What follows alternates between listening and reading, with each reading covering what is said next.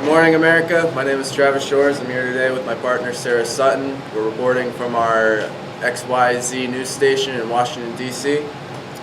We are on the brink of Civil War, and today we will take a look into the events that led us to where we are as a nation.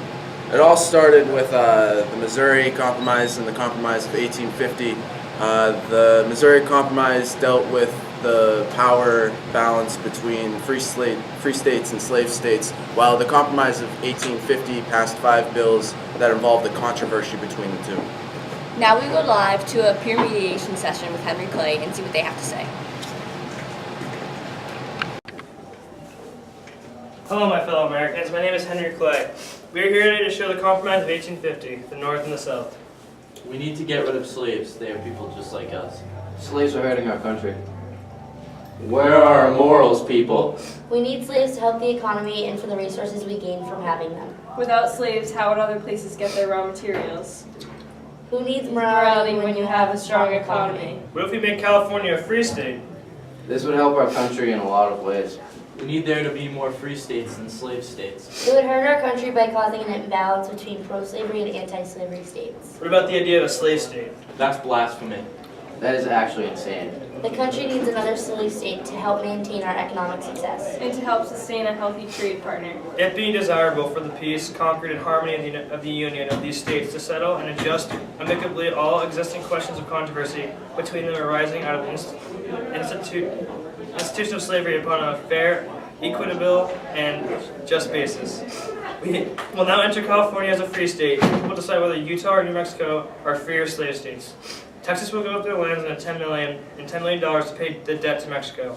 In the District of Columbia, the slaves trade will be abolished. And lastly, any federal officials who don't arrest a runaway slave will be liable to pay a fine.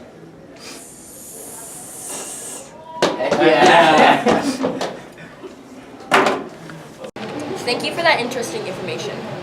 Next, we are going to an interview with Harriet Beecher Stowe, who authored Uncle Tom's Cabin, which gave Northerners an insight into slavery and how they were being treated.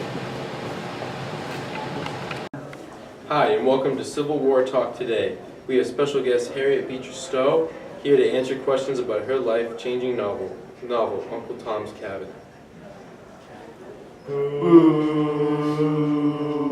Well, it looks like we have some people opposing this novel. Why don't you come on up?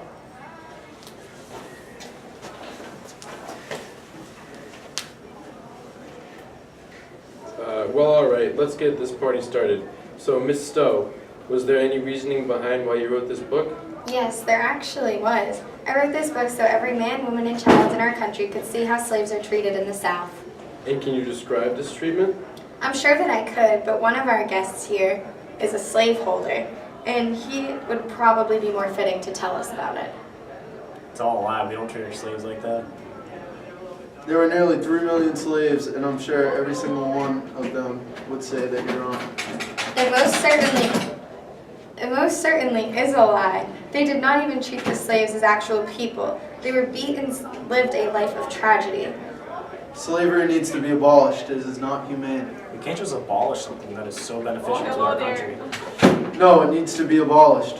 I have to agree with a northerner. Slavery is unjust. I intended for my book to have this outcome. My plans were to put slavery in a fictional setting so more people could relate to it. Well, it sure has made people realize how evil it is. It isn't evil. These people were put here to work for us and help our country. Us abolitionists would have to agree.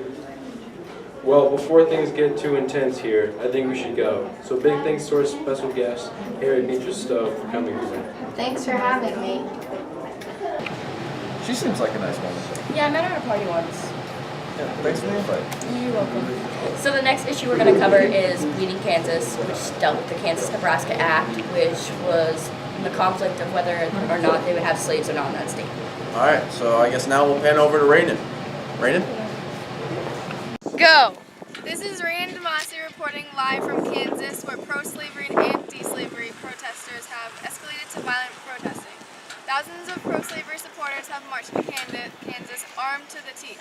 An anti-slavery radical, John Brown, has been killing pro-slavery supporters statewide. Kansas has become the battleground for the nation's battle for slavery. Sir, can you tell me the meaning behind your protest? It is my right as an American to own as many slaves as I want. Slave trading will turn Kansas into a booming state. Okay, and do you have a rebuttal, sir? We are one of the few great superpowers to still have slavery. It is an immoral, corrupt, and selfish trade. Kansas should not be granted the right to allow slaves. Slavery must be diminished. The vote must be left to the people of Kansas, not the pro-slavery armies and farmers that marched here from the South. You better watch your mouth, Yankee. Oh, really? You want to bring Yeah. it? Let's go. Yeah. Come on. Well, I'm not sure what just happened there. Yeah, there seems to be a lot of tension over there in Kansas with Rainin. I think we'll have to continue later after we see some further details. Up next, we'll cover the Dred Scott case. It all started in March of 1857. The United States Supreme Court declared that all slaves, even if they were free, could never become citizens of the United States. This sparked anger among the free people, and now there's a controversy about it. We are here to learn about the case of Dred Scott. Mr. Murdoch, your opening statements. Yes, I do, Your Honor. Gentlemen of the court, Dred Scott is a United States citizen, as he was freed from his duties as being a slave. Once a slave is freed, you are to be a United States citizen. We should not be deciding a man's citizen because he happens to be black, and I think if you look into reality, gentlemen, you can see that skin color is not a deciding factor. With that, I call Dred Scott.